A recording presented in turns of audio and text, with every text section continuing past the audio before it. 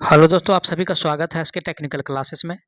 तो चलिए दोस्तों, आज का जो क्लास होने वाला है दोस्तों हिंदी का, और हिंदी का ये पार्ट 2 होगा। इससे पिछला वाला वीडियो अगर आप लोग नहीं देखे हिंदी का तो आप लोग जा करके जरूर प्लेलिस्ट में चेक करके वहाँ से आप लोग देख सकते हैं। क्योंकि हिंदी से दोस्तों यूपीपीसीएल टीईटी में लगभग 15 प्रश्न आएगा, और 15 प्रश्न जो है एकदम ईजी प्रश्न आएगा। अगर 5-7 दिन पढ़ लेते हैं तो आप लोगों को 12 नंबर तक जो है आसानी से एग्जाम में आ जाएगा। तो चलिए स्टार्ट करते हैं। पहला सेशन से प्रीवियस पेपर देखेंगे जो एग्जाम समय यानी कि पूछा गया है। पहला प्रश्न दिया है कि भाषाई आधार पर सबसे पहला यानी कि गठित राज्य कौन सा है, यानी कि किसके आधार पे, तो भाषाई के आधार पे। और सबसे पहला जो भाषाई के आधार पे गठित राज्य जो है वो आंध्र प्रदेश है। कौन सा राज्य है? वो आंध्र प्रदेश है, ठीक है ना। आंध्र यानी कि प्रदेश है। और ऑप्शन किस में दिया है? आंध्र प्रदेश, तो ऑप्शन सी में है। करेक्ट आंसर की बात किया जाए तो ऑप्शन इसका सी सही हो जाएगा, ठीक है।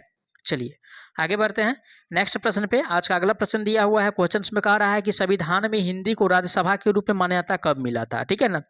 यानी कि जो संविधान में जो मान्यता मिला था वो कब मिला था, ठीक है ना। तो देखिए यानी कि संविधान की बात है तो संविधान में जो है यानी कि हिंदी को जो मान्यता मिला था वो यानी कि 14 सितंबर 1949 को। कब? 14 सितंबर 1949 को क्या हुआ था? हिंदी को जो है यानी कि मान्यता मिला था। ऑप्शन ए में कह रहा है कि 10 जनवरी 1949 को, तो 10 जनवरी 1949 को नहीं, ये 14 सितंबर जो है 1949 को इसे मान्यता प्राप्त यानी कि दिया गया था हिंदी भाषा को। तो करेक्ट आंसर की अगर बात किया जाए तो ऑप्शन इसका बी सही हो जाएगा, क्योंकि बी में जो दिया हुआ है वो 14 सितंबर 1949 दिया हुआ है। एग्जाम में यहाँ से प्रश्न बन सकता है कि हिंदी दिवस जो है कब मनाया जाता है। क्या? तो हिंदी दिवस। तो हिंदी दिवस दोस्तों कब मनाया जाता है? और एक देखिए, दो प्रश्न यहाँ से बनेगा। एक हिंदी दिवस कब मनाया जाता है और एक बनेगा कि विश्व हिंदी दिवस जो है यानी कि कब मनाया जाता है। सबसे पहला प्रश्न बनेगा कि हिंदी दिवस कब मनाया जाता है, दूसरा प्रश्न बनेगा कि विश्व हिंदी दिवस कब मनाया जाता है। तो हिंदी दिवस दोस्तों यानी कि 14 सितंबर को मनाया जाता है, ये ध्यान में रखिएगा। और विश्व हिंदी दिवस की अगर बात किया जाए तो ये 10 जनवरी को मनाया जाता है। कब मनाया जाता है? 10 जनवरी को मनाया जाता है। क्वेश्चन से भी पूछ सकता है कि विश्व हिंदी दिवस का जो यानी कि सॉरी, क्वेश्चन से पूछ सकता है कि प्रथम यानी कि अंतर्राष्ट्रीय हिंदी सम्मेलन जो है कब हुआ था। तो प्रथम अंतर्राष्ट्रीय हिंदी सम्मेलन यानी कि 16 जनवरी, ठीक है, 16 जनवरी 1975 को हुआ था, ये भी ध्यान में रखिएगा। पहली बार जो है यानी कि अंतर्राष्ट्रीय हिंदी सम्मेलन जो है 16 जनवरी 1975 को हुआ था, ठीक है। चलिए आगे बढ़ते हैं नेक्स्ट प्रश्न पे। नेक्स्ट प्रश्न है कि राजस्थानी उपभाषा में कितने बोलियां है? किस में कह रहा है? तो राजस्थानी में कह रहा है। तो एक ट्रिक है, आप लोग जरूर इसको ध्यान में रखिएगा, ठीक है ना। ट्रिक क्या है? तो ट्रिक है, राजस्थानी भाषा को अगर याद रखना है तो इसके लिए ट्रिक है, ब्रज बुक लेने हरियाणा के कौरन दक्षिण गए, ठीक है। क्या?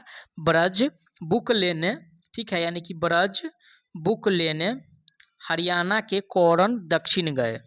हरियाणा, ठीक है, हरियाणा के कौरन दक्षिण गए, ठीक है। हरियाणा के कौरन कहाँ गए भाई? तो दक्षिण गए। अब रही बात कि इसे कैसे याद करेंगे, तो सबसे पहले ब्रज है तो इसमें यानी कि ब्रज भाषा आता है। क्या आता है? ब्रज भाषा आता है।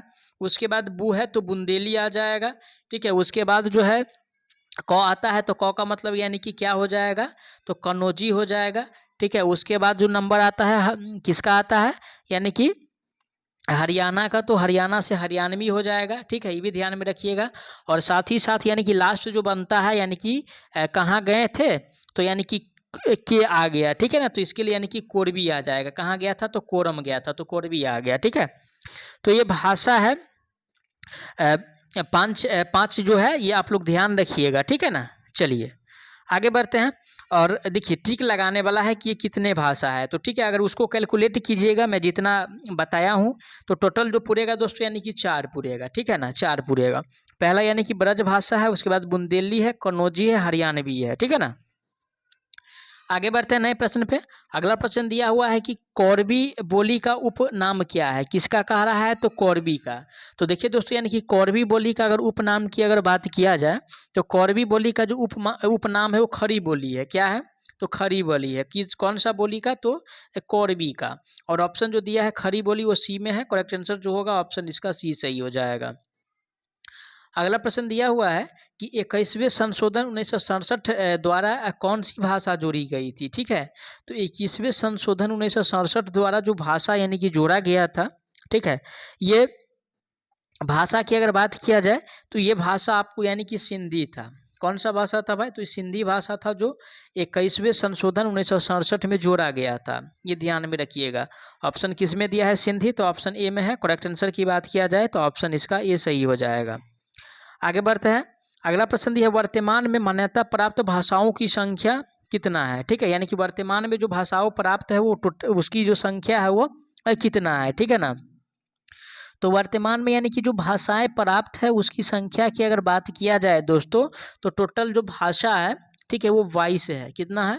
22 है। आप लोग संविधान में पढ़े होंगे जरूर इसके बारे में। और ऑप्शन डी में दिया है 22। तो करेक्ट आंसर की बात किया जाए तो ऑप्शन इसका डी सही हो जाएगा। अगला प्रश्न है, संविधान के किस अनुच्छेद के तहत प्राथमिक स्तर पर मातृभाषा में शिक्षा संबंधी महत्वपूर्ण है? ठीक है, तो ये जो दोस्तों यानी कि जो शिक्षा के बारे में जो संविधान में जिक्र किया गया है, ठीक है, ये आप लोगों को यानी कि 350, ठीक है, 350 के क में जिक्र किया गया है। अगर हिंदी बारे में अगर पढ़ना है तो 343 से लेकर के यानी कि 351 तक यानी कि हिंदी के बारे में ही दिया गया है। ठीक है, तो ये आप लोग जरूर पढ़ लीजिएगा, अनुच्छेद से भी प्रश्न पूछ सकता है। ठीक है ना। चलिए अगला प्रश्न है कि किसी एक सीमित क्षेत्र में बोली जाने वाली भाषा को क्या कहते हैं? किसी यानी कि सीमित क्षेत्र में जो भाषा यानी कि बोली जाती है उसका यानी कि नाम बताना है। तो किसी सीमित क्षेत्र में जो भाषा बोला जाता है उसे यानी कि बोली कहते हैं। क्या कहा जाता है? बोली कहा जाता है।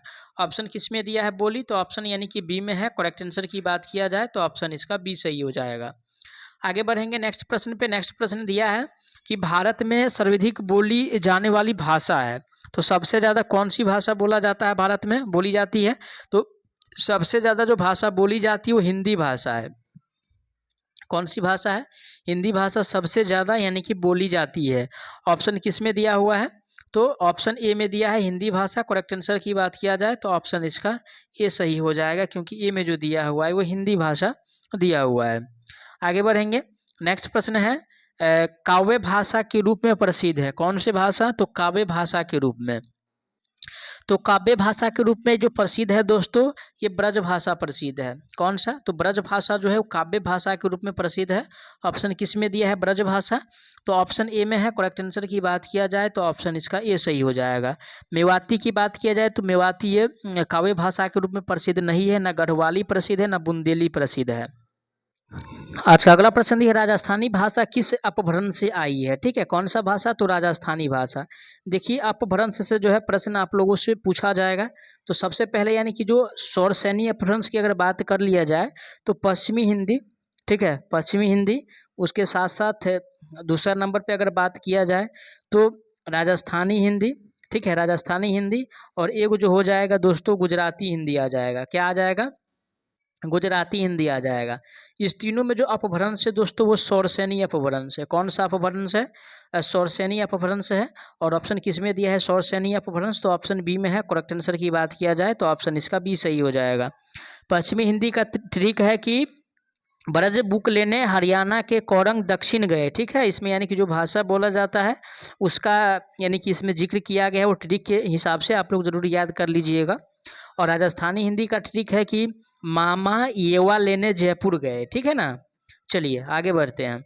अगला प्रश्न दिया है कि मानक हिंदी के रूप में स्वीकारिता है। ठीक है, मानक हिंदी के रूप में यानी कि किसे, यानी कि कौन सा जो लैंग्वेज है उसे जो है यानी कि मान्यता दिया गया है।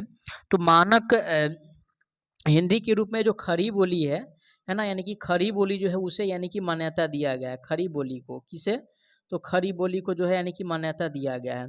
ऑप्शन किस में दिया है खड़ी बोली? तो ऑप्शन सी में दिया है खड़ी बोली। करेक्ट आंसर जो होगा ऑप्शन इसका सी सही हो जाएगा। आगे बढ़ते हैं। अगला प्रश्न दिया हुआ है कि किस राज्य की राजकीय भाषा हिंदी नहीं है? ऑप्शन ए में कह रहा है उत्तर प्रदेश। तो उत्तर प्रदेश का है, मध्य प्रदेश का भी है, राजस्थान का है, लेकिन पंजाब का जो है राजकीय भाषा वो हिंदी नहीं है।